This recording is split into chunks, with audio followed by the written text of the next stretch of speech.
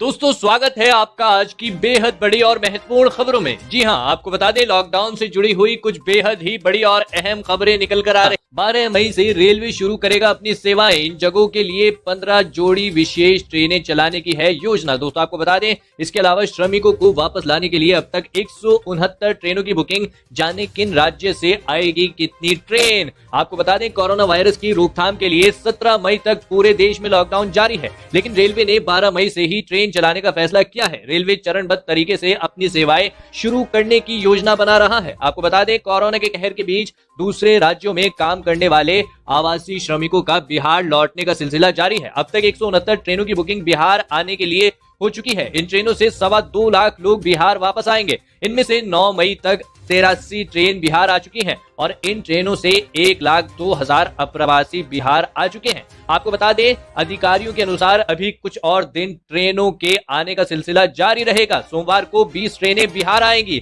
इन ट्रेनों से 23,540 लोग बिहार आएंगे। इसमें आंध्र प्रदेश, तेलंगाना, उत्तर प्रदेश, कर्नाटक और दिल्ली से एक, तमिलनाडु, गुजरात और हरियाणा से 2, महाराष्ट्र, पंजाब और राजस्थान से 3 ट्रेनें बिहार आएंगी। यह खबर फंसे हुए लोगों के लिए राहत भरी है। अगर आप अभी भी किसी राज्य में फंसे हुए हैं तो उस राज्य का नाम अपने नाम के साथ कमेंट करके जरूर बताएं। आपको बता दें, 12 मई से चलाई जाने वाली ट्रेनों में से कुछ ट्रेन इस तरह से चल सकती हैं, जिनमें नई दिल्ली स्टेशन से डिब्रूगढ़, अगरतला, हावड़ा, पटना, बिलासपुर, रांची, भुवनेश्वर, सिकंदराबाद, बेंगलुरु, चेन्नई, तिरुवनंतपुरम, मडगांव, मुंबई सेंट्रल, अहमदाबाद और जम्मू तवी को जोड़ने वाली इन ट्रेनों को विशेष ट्रेनों के रूप में चलाया जाएगा। दोस्तों, आपको बता दें कि नई दिल्ली से चलाई जाने वाली ट्रेनों के आरक्षण के लिए बुकिंग 11 मई को शाम 4 बजे से शुरू होगी और केवल IRCTC की वेबसाइट पर उपलब्ध होगी। इसी के साथ बढ़ते हैं इस वक्त की अगली बड़ी खबर की तरफ। जी हाँ,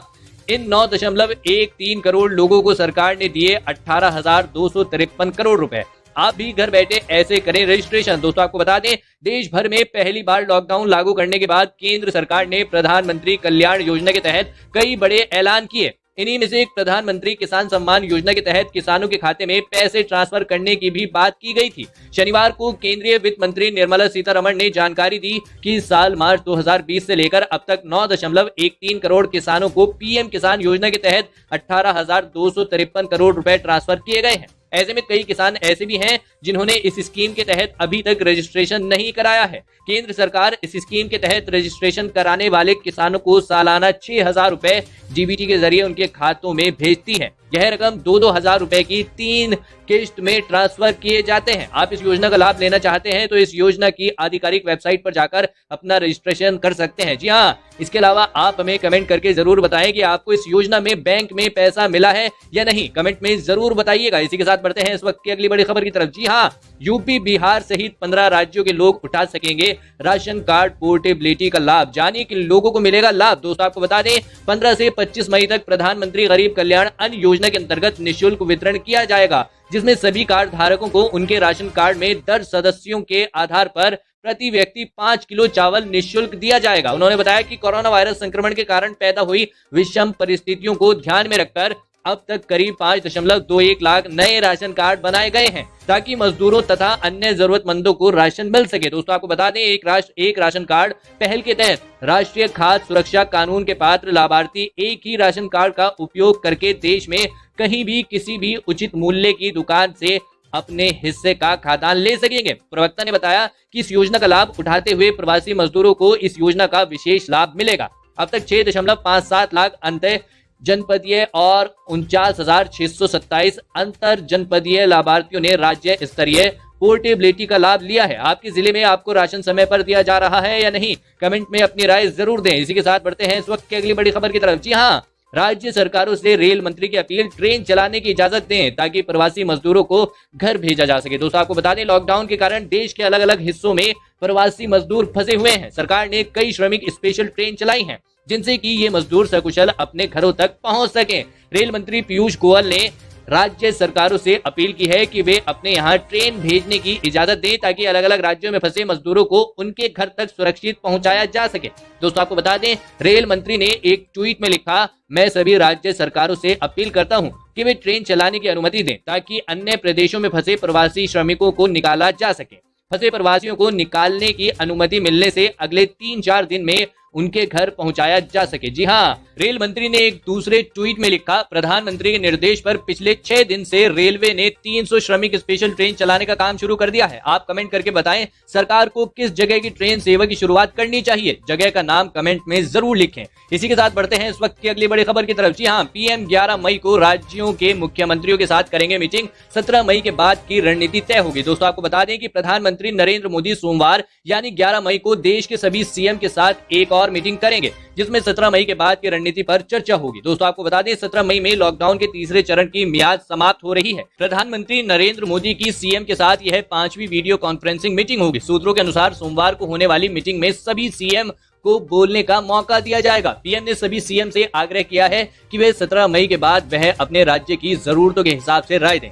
इससे पहले रविवार को कैबिनेट सेक्रेटरी की सभी राज्यों की चीफ सेक्रेटरी से मीटिंग हुई, जिसमें आम राय बनी कि अब लॉकडाउन को देशव्यापी स्तर पर बढ़ाना उचित नहीं होगा और आर्थिक गतिविधियों को शुरू करने का समय आ गया है। क्या सरकार को इस लॉकडाउन को आगे बढ़ा देना चाहिए? अपनी राय कमेंट में जरूर बताएं। इसी के साथ बढ़ते हैं इस वक्त की अगली बड़ी खबर की तरफ। जी हां, लॉकडाउन बढ़ा तो रेड जोन वाले पूरे जिले के कामकाज पर नहीं लगेगा बैन। सरकार का ये है प्लान। दोस्तों आपको बता दें लॉकडाउन का तीसरा फेज 17 मई को खत्म हो रहा है। लॉकडाउन को बढ़ाने को लेकर सरकार ने अभी तक कोई फैसला नहीं लिया है, लेकिन इस बात की उम्मीद जताई जा रही है कि अगर इसे बढ़ाया जाता है तो फिर क्या पहले के मुकाबले ज्यादा छूट मिलेगी? ऐसे संकेत मिल रहे हैं। देश में आर्थिक गतिविधियों में तेजी लाने के लिए सरकार नए नए कदम उठा सकती है। जी हाँ, द टाइम ऑफ इंडिया के मुताबिक अगर लॉकडाउन को बढ़ाया जाता है फिर इस बार कई बदलाव देखने को मिल सकते हैं। जी हाँ, आपको बता दें लॉकडाउन के मौजूदा फेज में किसी भी इलाके में कोरोना के ज्यादा केस आने के चलते पूरे जिले को रेड जोन में डाल दिया जाता है,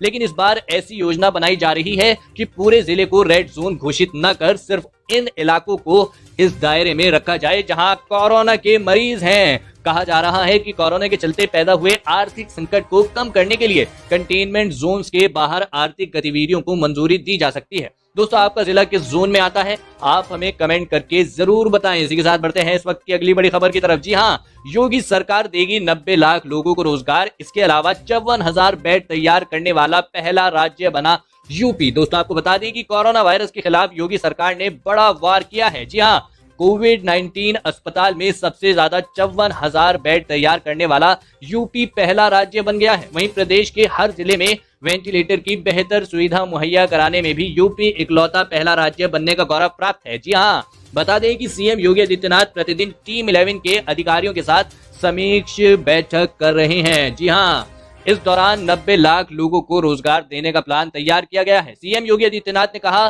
कि डॉक्टरों के सामने अपनी सेवा से समाज का दिल जीतने का अवसर। जी हाँ, इसीलिए संवेदनशीलता के साथ मरीजों की सेवा व देखभाल करें। सीएम योगी आदित्यनाथ प्रतिदिन टीम 11 के अधिकारियों के साथ समीक्षा बैठक कर रहे हैं। सीएम ने कहा कि एक जिला एक उत्पाद के जरिए सरकार करीब 90 लाख अतिरिक्त रोजगार के अवसर मुहैया कराएगी। आपकी इस पूरी खबर पर क्या राय है? उत्तर प्रदेश के मुख्यमंत्री द्वारा किए जाने के ऐलान पर अपनी राय कमेंट में जरूर बताइएगा। इसी के साथ बढ़ते हैं इस वक्त की अगली बड़ी खबर की तरफ। जी हाँ, कोरोना जांच के लिए भारत ने विकसित की स्वदेशी एंटीबॉडी टेस्ट किट। स्वास्थ्य मंत्री ने किया ऐलान। दोस्तों आपको बता दें भारत में कोरोना की जांच के लिए नेशनल इंस्टीट्यूट ऑफ वायरोलॉजी ने स्वदेशी तकनीक पर IgG एलिसा टेस्ट किट को विकसित किया है। इससे मानव शरीर में कोरोना वायरस के एंटीबॉडी की मौजूदगी का पता लगेगा। केंद्रीय स्वास्थ्य मंत्री डॉक्टर हर्षवर्धन ने इसकी घोषणा करते हुए कहा कि यह संक्रमण के संपर्क में आने वाली आबादी के अनुपात की निगरानी में महत्वपूर्ण भूमिका निभाएगा। बता दें कि देश में चीन में बने हुए रैपिड टेस्ट किट से कोरोना की जांच को प्रतिबंधित किया जा चुका है।